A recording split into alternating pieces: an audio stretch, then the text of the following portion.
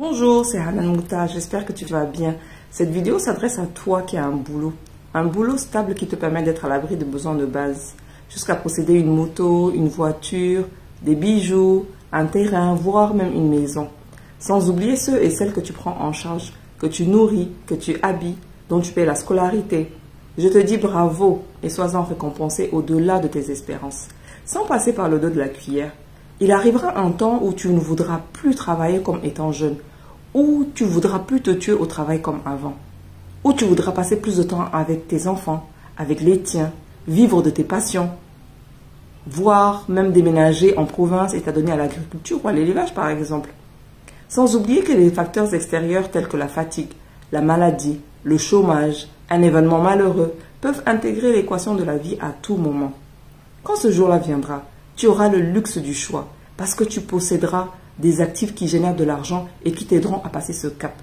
Parce que tu auras investi dans des activités rentables. Cela ne se fait pas seul, ça se prépare. Dans un précédent post, j'ai donné des exemples d'activités génératrices de revenus. Je vais aller plus loin aujourd'hui avec les revenus hors exploitation.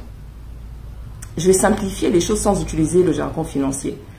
Les experts financiers et ceux du patrimoine m'excuseront pour cela. C'est tout ce qui te rapporte de l'argent sans que tu n'aies à travailler parce que tu auras fait le travail en amont. Par exemple, un terrain ou une maison en location. Le travail en amont signifie dans ce cas-là que tu auras travaillé, obtenu l'argent, acheté le terrain, construit la maison et maintenant tu profites de l'argent que te rapporte la location. Des redevances sur les livres que tu auras écrits. Des actifs financiers, des parts de participation dans des sociétés, dans des boutiques, dans un business. J'ai juste quelques exemples pour t'inspirer. Il y en a tellement.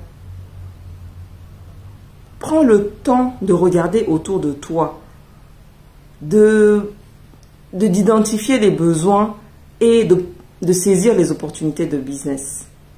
Plus ton portefeuille est diversifié, mieux c'est, moins de risques tu encours et plus grande est ta garantie de gagner de l'argent. Si tu fais partie de ceux et celles qui aiment le risque, tu peux investir dans des activités ou des sociétés dont le gain tout comme la perte sont plus élevés. Prends le temps de t'inscrire sur des pages sur les réseaux sociaux qui parlent de comment fructifier son argent, comment investir en bourse, comment devenir indépendant financièrement, de l'entrepreneuriat. Il y a tellement de choses à faire pour t'inspirer. Suis des experts qui donnent des exemples sur des petits ou des grands business, selon ton capital, tes préférences. Suis des documentaires qui parlent des success stories dans des domaines précis, des domaines qui t'intéressent. Il y a tellement de choses à faire pour t'inspirer.